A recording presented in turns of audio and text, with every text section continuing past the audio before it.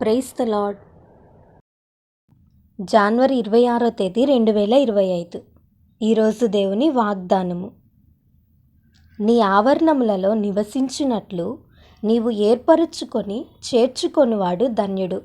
కీర్తనల గ్రంథము 65వ అధ్యాయం 4వ వచనం. ఈ వాక్యం ద్వారా మనం తెలుసుకోవాల్సిన విషయం ఏంటంటే, దేవుని మందిరంలో మేలుంది, దేవుని మందిరంలో ప్రసన్నత ఉంది, దేవుని మందిరంలో ఆశీర్వాదం ఉంది. చాలామంది భక్తులు దేవుని సన్నిధిలో చేరి ఆయనను ప్రార్థించి, ఆయనను స్తుతించి, ఆయన సన్నిధిలో కాలము గడిపి ఎంతో దీవించబడ్డారు. చాలామందికి ఎక్కడైనా ప్రదేశాలకు వెళ్ళాలన్నా, ఏదైనా చూడాలన్నా చాలా ఆసక్తి ఉంటుంది. కానీ దేవుని మందిరం అంటే ఇబ్బంది పడుతూ ఉంటారు. దేవుని మందిరాన్ని మనం ప్రేమించగలిగితే, ఆశ్రయించగలిగితే ఖచ్చితమైన ఆశీర్వాదాలు పొందుకుంటాం. నిస్వార్థంగా, పరిశుద్ధంగా దేవుని సన్నిధిని ఆశ్రయించిన వారిని దేవుడు ఎప్పుడూ విడిచిపెట్టలేదు.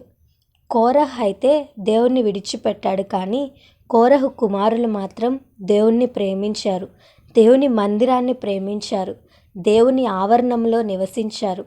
నీ మందిరములో నివసించువారు ధన్యులని 84వ కీర్తన కూడా రాశారు. కోరహు నశించాడు, కానీ కోరహు కుమారులు నశించలేదు. ఖర్జూర వృక్షము వలె మువ్వవేశారు. నీ జీవితంలో కూడా మేలు ఆశిస్తున్నావా? ఆశీర్వాదాలను కోరుకుంటున్నావా?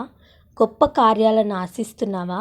దేవుని మందిరానికి రా, దేవుని మందిరాన్ని ఆశ్రయించు, దేవుని మందిరంలో స్తుతించు, ప్రార్థించు, ఆయన మహిమ కొరకు జీవించు. నీ జీవితాన్ని కూడా మేలులతో దేవుడు తృప్తిపరుస్తాడు. అట్టి కృప దేవుడు మనందరికీ దయచేయునుగాక. ఆమేన్. ఈ వీడియో మీకు దీవెనకరంగా, ఆశీర్వాదకరంగా అనిపించినట్లయితే లైక్ చేయండి, షేర్ చేయండి, కామెంట్ చేయండి, సబ్స్క్రైబ్ చేసుకోండి. మీ ప్రార్థన అవసరతలను మాకు కామెంట్ రూపంలో తెలపండి. మీ కొరకు తప్పక ప్రార్థిస్తాం. God bless you.